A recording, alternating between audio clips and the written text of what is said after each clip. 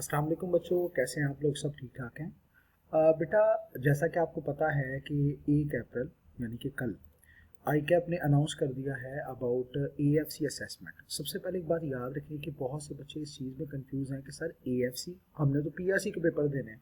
इसके लिए आप याद रखें कि अभी तक पीआरसी के लिए बाय लॉज जो है वो अप्रूव नहीं हुए, तो इसलिए इस दफ़ा पीआरसी के पेपर्स एएफसी असेसमेंट के नाम से लिए जाएंगे, जो आपके अप्रैल से स्टार्ट हो रहे हैं, गालिबन 19 अप्रैल से। तो ये बात ज़हन में रखिएगा कि ये एएफसी असल में ये पीआरसी ही है, इसलिए आपने इस चीज़ में कंफ्यूज नहीं होना। अब दूसरी बात, हमें करना क्या है, आपके पास सीआरएन नंबर होना ज़रूरी है, और सीआरएन नंबर तब आता है जब आपने रजिस्ट्रेशन करवाई है। कोई स्टूडेंट अगर ये बात कहे कि सर मेरी तो अभी तक रजिस्ट्रेशन नहीं हुई, तो उसके लिए मैं उसे कहूँगा बेटा जल्दी से पहले रजिस्ट्रेशन के लिए अप्लाई कीजिए, क्योंकि पहले रजिस्ट्रेशन आपको करवानी पड़ेगी और उसके लिए 12 से 15 दिन का टाइम है। अगर 12 से 15 दिन से पहले पहले आपकी रजिस्ट्रेशन हो जाती है तो आप इस दफ़ा अप्लाई कर पाएंगे और पेपर में बैठ सकेंगे। लेकिन अगर आप ऐसा नहीं कर पाएंगे तो फिर आपको अगले महीने पेपर देने पड़ेंगे, आपके लिए पॉसिबल नहीं है। बात अगली मैं आपसे बाद में करता हूँ, क्योंकि लास्ट डेट जो है वो 15 अप्रैल तक है। आप कहेंगे सर 9 अप्रैल तक सुना था, 15 अप्रैल तक है। वो कैसे है वो मैं आपको भी बाद में बताता हूँ, मेरे साथ रहिएगा। पहले आपने वही करना है, आईकैप की वेबसाइट पे जाना है, जाने के बाद साइन इन पे क्लिक करना है। जब आप क्लिक करेंगे तो स्टूडेंट साइन इन पे आप क्लिक करेंगे। मेरे पास एक स्टूडेंट हैं जिनकी मैं अभी प्रोफाइल आपके सामने रखी हुई है। ये स्टूडेंट को मैंने जो है वो इनका फॉर्म फिल करना है, तो ऑनलाइन एग्जामिनेशन फॉर्म पे जब आप जाएंगे तो क्लिक करेंगे इनकी प्रोफाइल पे जाके, यहाँ से अप्लाई नाउ पे क्लिक कर देंगे। जब आप अप्लाई नाउ पे क्लिक करेंगे तो आपको ये बात कही जाएगी, आपका जो रजिस्ट्रेशन आपने पहले की हुई है तो आपका पहले फॉर्म फिल होगा। कुछ सेक्शंस हैं जो खाली आपको नज़र आ रहे हैं, जैसे यहाँ पे, तो यहाँ से मोबाइल नंबर कॉपी कीजिए, पेस्ट कर दीजिए यहाँ पर दोबारा, फिर यहाँ से मोबाइल नंबर कॉपी कीजिए, यहाँ पर दोबारा पेस्ट कर दीजिए। अब आपने एक चीज़ बड़े ध्यान से समझनी है, वो ये वाली है बेटा कि आपके पास आपके बैंक का अकाउंट नंबर होना चाहिए, with the name of title and account number, और थर्ड वन है बैंक नेम। ये 3 चीज़ें आपके पास होना बहुत ज़रूरी है। अगर कोई कहे जी मेरे पास नहीं है, तो कोई बात नहीं, अपने हमसाए करीबी जिसके पास भी है, जो आपके करीबी हैं, जिन पे आपको थोड़ा बहुत भी बिलीव है, उनका बैंक यहाँ पर लगाइए। ये इसलिए है कि अगर फ्यूचर में कभी ऐसा हो कि आईकैप को आपको कुछ रिफंड करना पड़े तो वो कर दे, लेकिन इसके चांसेस नॉन एग्जिस्टेंट है, ना होने के बराबर हैं। तो इस वजह से आपको जो है वो ज़रूरत नहीं इतनी पड़ेगी, लेकिन फिर भी यहाँ पर उसको फिल करना बहुत ज़्यादा ज़रूरी होगा, तो आपने उसको लाजमी हर सूरत फिल करना है। तो मेरे पास अब चूँकि अकाउंट आपको समझाने के लिए ये स्टूडेंट ने जो मुझे अकाउंट भेजा, मैं वो एंटर करता हूँ और फिर उसके बाद आगे बढ़ता हूँ। जी बेटा, ये बैंक डिटेल्स मैंने एंटर की, उसके बाद अब अगला प्रोसेस होगा आपका वो ये वाला कि आपने पिक्चर साइज़ के मुताबिक पिक्चर आपने यहाँ पर अपलोड करनी है।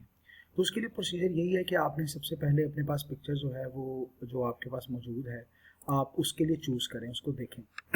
मेरे पास यहाँ पर इनकी पिक्चर मौजूद है, मैं इनकी पिक्चर जो है वो आपके सामने लगा रहा हूँ। वसीमुल्लाह ये स्टूडेंट हैं, ये इनकी जो तस्वीर है वो ये मेरे पास मौजूद है।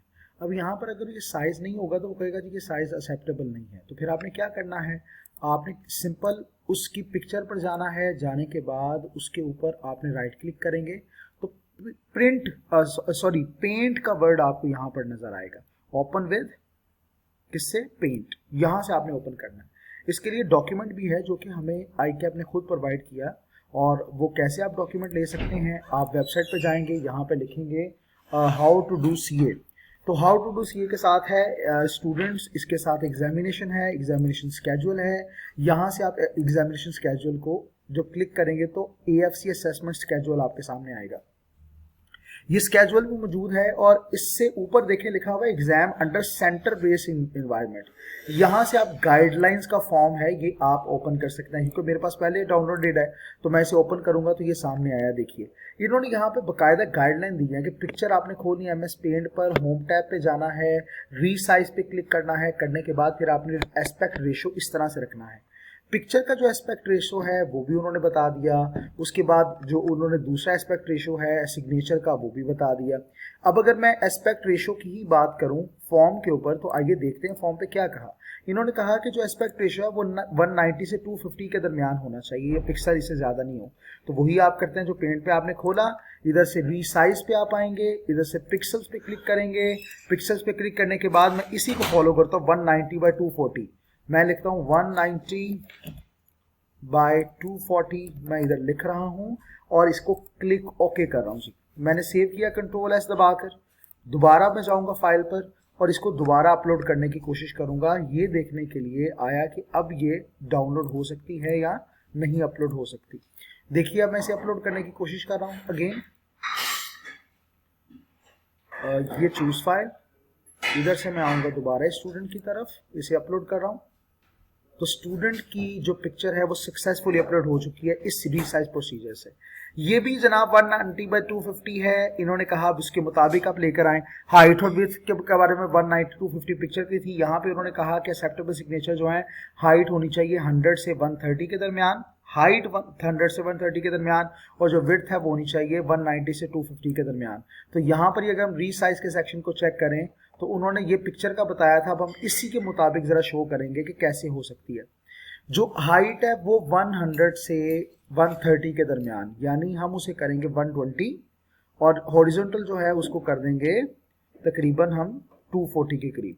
तो आइए ज़रा उसको भी करके देखते हैं, इनके सिग्नेचर्स की तरफ चलते हैं। ये मैंने उनके सिग्नेचर्स भी मंगवा के रखे हुए थे उनसे, ये सिग्नेचर है। मैं इसे वही करूँगा कि राइट क्लिक करके मैं इसको पेंट में जाकर ओपन करूँगा।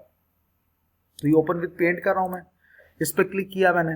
अब रीसाइज पे मैं दोबारा आऊँगा, आने के बाद पिक्सल्स में आऊँगा, इधर मैं कर देता हूँ जनाब इसको 120, और इधर मैं कर देता हूँ, ये मेंटेन एस्पेक्ट को ख़त्म कर दें, इधर मैं कर देता हूँ जनाब 240।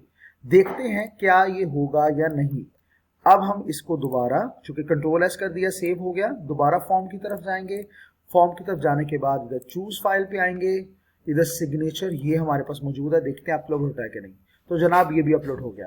तो अपलोड करने के बाद अगला प्रोसीजर ये है कि आपने नेक्स्ट के बटन पे क्लिक, बेटा नेक्स्ट पे मैंने क्लिक किया तो देखिए ये वाला नया जो पेज है ये ओपन हुआ।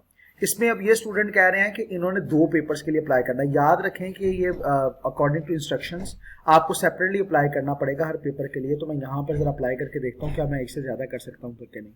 ये बच्चा है, इन्होंने कहा जी इन्होंने PRC 2 और PRC 3 के लिए आपने आना है, यानी क्वांटिटेटिव मेथड्स इसके लिए अप्लाई करना है। अगर आप इसके लिए अप्लाई करेंगे तो सेपरेटली अप्लाई करना पड़ेगा। सेंटर अब बताएं जी आपने कहा सेंटर बेस करना है, बिल्कुल सेंटर बेस है। उसके लिए आपने क्या करना है कि आप बताएं कहाँ पर। ये बच्चे चूंकि पेशावर से हैं तो ये कह रहा था कि मैंने उधर पेशावर में किसी भी जगह पर मैंने जाना है। तो आप क्या करेंगे, आपने एग्जामिनेशन स्केड्यूल को ओपन करना है। ये बहुत इंपॉर्टेंट बात बताने लगा हूँ, सुनिएगा जी। असेसमेंट स्केड्यूल को जब आप ओपन करेंगे तो यहां पर आपने आना है, क्योंकि ये पेशावर से हैं तो मैं पेशावर को क्लिक कर रहा हूं। तो यहां पर एक ओपन हो गया, आप एग्जामिनेशन स्केड्यूल की तरफ आएंगे। अब ये अपनी ईज के मुताबिक कहां पर पेपर देना चाहते हैं, अब ये बात यहां पर आएगी। ये बच्चे अगर चाहते हैं जी मैंने देना है थर्सडे को पेपर, तो थर्सडे को पेपर देना है, उसके लिए अप्लाई करने की डेट तो 1 से स्टार्ट है और लास्ट डेट ऑफ एप्लीकेशन इनकी होगी 11 अप्रैल तक।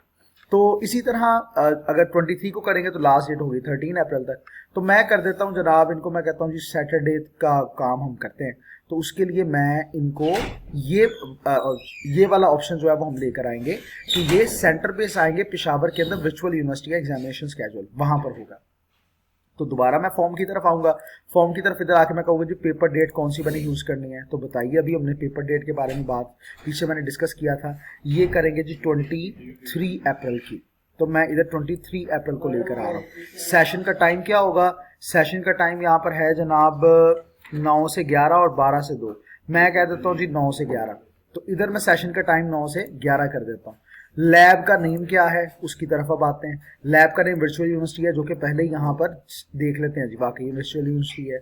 उसके बाद क्या आपने स्टडी RAET से पढ़ा है, मैं कहूँगा जी नहीं। RAET क्या होता है, बस नाम है जी जो रजिस्टर्ड है ICAP के साथ, इसके लिए कोई नहीं है। आप प्राइवेट भी पढ़े तो नो इशू। डॉक्यूमेंट अपलोड आपने करना है जनाब जो COVID-19 का PDF फॉर्मेट के अंदर। तो अब अगर ये आपके पास मौजूद नहीं है तो फिर मसला हो जाएगा। मेरे पास इस वक्त नहीं है। अब मैं सबमिट पे ऊपर अगर क्लिक करता हूं तो कहेगा नहीं जी ये बहुत जरूरी है, आपको देना पड़ेगा। अगर आपके पास नहीं होगा तो ये बहुत ज्यादा प्रॉब्लम होगी। इसी तरह बेटा हर पेपर के लिए आपने सेपरेटली अप्लाई करना है, और आप अप्लाई करके तो मुकम्मल तौर पर इस तरह अपने पेपर को कवर कर सकते हैं।